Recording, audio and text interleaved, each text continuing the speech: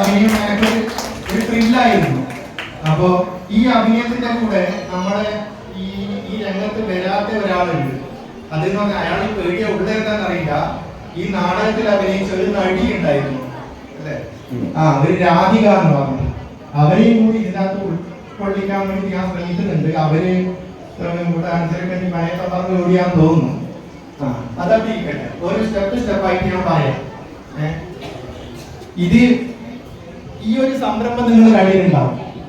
ഒന്ന് ചുറ്റുവട്ടത്തൊന്ന് നോക്കിയട്ടെ. ഒന്ന് ഇവിടെ നിന്ന് മുതൽ അവിടെ വരെ, അവിടെ നിന്ന് മുതൽ ഇവിടെ വരെ ഒന്ന് നോക്കിയാൽ കലയുടെ ഒരു കലവറ തന്നെയാണ് ഇവിടെ ഉള്ളത്. ഈ പിഞ്ചു മക്കൾ വരച്ച ചിത്രങ്ങൾ.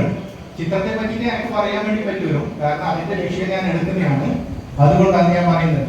കാരണം ഞാൻ എൻ്റെ വീട്ടിൽ നിന്ന് പറഞ്ഞാൽ കുട്ടിക്ക് ട്യൂഷൻ എടുക്കുന്നുണ്ട് ഡ്രോയിങ്ങിന്റെ, ചെറിയ കുട്ടിക്ക്. അവര് ഈ ചിത്രം നോക്കിയിട്ടാണ് വരയ്ക്കുന്നത്. ചിത്രം നോക്കിയിട്ട് അതേപോലെ വരയ്ക്കുവാനും ചെയ്യുന്നത്. പക്ഷെ ഇതിൽ വേറൊരു പ്രത്യേകത എന്ന് പറഞ്ഞാല് ഫോണിൽ നോക്കി ഇത്രയും ഭംഗിയായിട്ട് വരയ്ക്കുക എന്ന് പറയുന്നത് എന്താണ് നമ്മുടെ തലയിലുള്ളത്.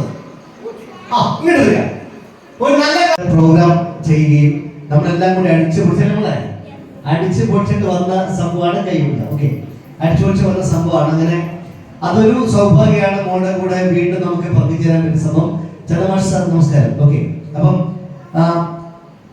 ഒരുപാട് 10-40 പരം കുട്ടികളുടെ ചിത്രരചനക്ക് വിധി നിർണ്ണയിക്കുന്നത് ഇവിടെ നിന്നല്ല, അവിടെ നിന്നാണ് അല്ലേ? അങ്ങനെ ഫ്ലൈറ്റ് ടിക്കറ്റ് പോകണം, കാണാത്ത ദൂരത്ത് നിന്ന്